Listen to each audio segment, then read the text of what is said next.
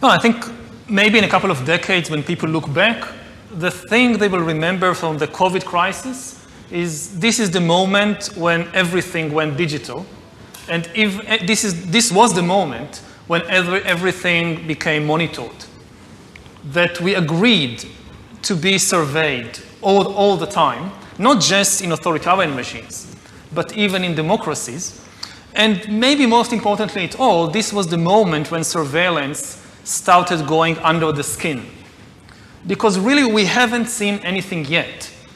I think that the big process that's happening right now in the world is hacking human beings, the ability to hack humans, to understand deeply what's happening within you, what makes you go. And for that, the most important data is not what you read and who you meet and what you buy, it's what's happening inside your body. So we had these two big revolutions, the computer science revolution, or the infotech revolution, and the revolution in the biological sciences.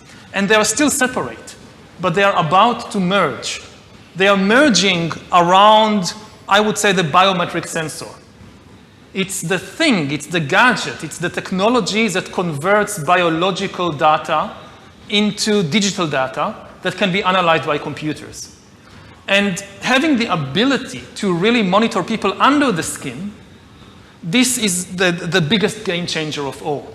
With this kind of surveillance, I mean, you watch the big president, the big leader, gives a speech on television. The television could be monitoring you and knowing whether you're angry or not, just by analyzing the cues, the biological cues coming from your body.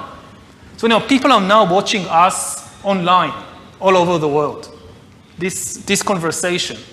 Now, maybe even right now, the people who are watching us are being watched and analyzed. And the thing is, it's not just you're now watching this.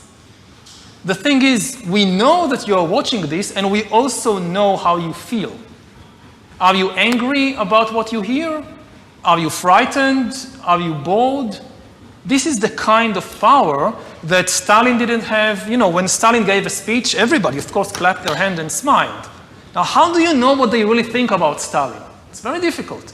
You can't have a KGB agent following everybody all the time. Even if you do it, he's just watching your outside behavior. He doesn't really know what's happening in your mind. But in 10 years, the future Stalins of the 21st century, they could be watching the minds, the brains of all the population all the time. And also, they will have the computing power to analyze all that. It's not just having an agent following everybody all the time. The agent in Stalin's days writes a paper report, and you have these millions of paper reports piling up in Moscow. Somebody needs to read them, to analyze them. That's impossible. Now you don't need human agents. You don't need human analyzers. You just have a lot of sensors and an AI which analyzes it, and that's it. You have the worst totalitarian regime in history. And COVID is important because COVID legitimizes some of the crucial steps, even in democratic countries. If you're an engineer, I would say two practical inventions, developments I would like to see as soon as possible is, first of all, an antivirus for the mind, the same way that we have an antivirus for our computers.